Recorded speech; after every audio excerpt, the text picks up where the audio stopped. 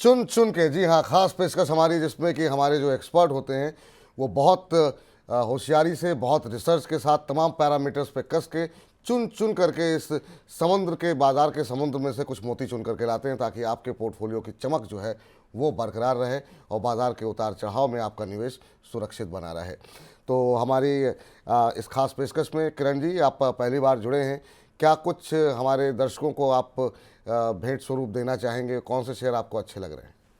तो हमारी तरफ से दो स्टॉक है। पहला जो स्टॉक है वो ट्रेंडिंग स्टॉक है और दूसरा जो स्टॉक है वो एक रिवर्सल स्टॉक है। तो पहले हम रिवर्सल स्टॉक की बात करते हैं। जिस तरह के मार्केट में भी रिवर्स आया है, हमें लग रहा है कि बाटा इंडिया एक अच्छा स्टॉक है जहां पे आप रिवर्सल एक्सपेक्ट कर सकते हैं। बाटा इंडिया में हमने देखा था कि लास्ट ईयर इसी टाइम के दौरान मार्केट में 1300 के आसपास का बॉटम बना था और वहां से फिर हमने देखा कि 1600 तक की एक रैली आई। वापिस समय सेम है, लेवल सेम है, तो मुझे लग रहा है कि बाटा इंडिया में हमें लॉन्ग करना चाहिए। डेली चार्ट के ऊपर आप देखोगे तो कल एक हैमर कैंडलस्टिक्स पैटर्न बनी थी, आज वहां पे फॉलो बाइंग है। आप देखोगे तो एक्सट्रीम ओवरसोल्ड टेरिटरी के अंदर वहां पे एक पॉजिटिव डाइवर्जेंस भी बन रहा है। तो मल्टीपल रीजन है टाटा सॉरी बाटा इंडिया को बाई करने के लिए।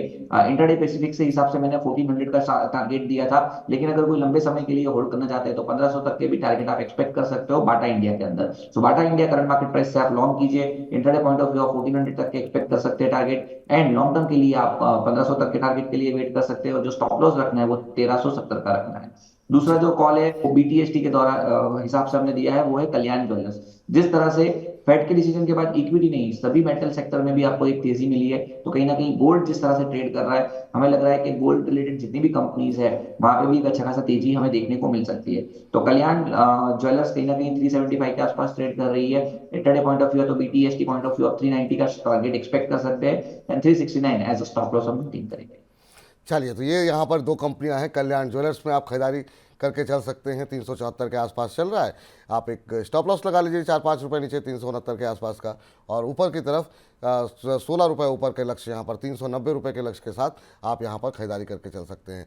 इसके अलावा बाटा इंडिया में भी लग रहा है कि यहाँ पर जो है तेज़ी बढ़ती हुई दिखाई देगी। 1380 के आसपास चल रहा है। 1400 के लक्ष्य के लिए आप खरीदारी कीजिए। और ये बीटीएसटी ट्रेड है, एक बात बता दें कि मतलब बाय टुडे सेल टुमारो, आज खरीद सकते हैं, कल बेच सकते हैं। कल यहाँ पर 20-30 रुपये का अपमूव देखने को की उम्मीद जो है वो किरण जी को लग रही है। एक 10 रुपये नीचे का स्टॉप लॉस लगाना ना भूलें।